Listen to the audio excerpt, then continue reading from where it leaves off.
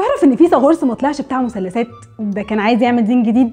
استغفر الله. فيثاغورس الفيلسوف اللي قرفك في الرياضه ده لقى ان الفلاسفه اللي قبله فسروا الكون على اساس الماده، الهواء والميه، فقرر انه يطلع فلسفه جديده ويتفلسف بجد، وقام فاكس للميه والهواء والكلام الجميل ده كله، وقام رافع ايده كده وقال الرياضه هي الحل.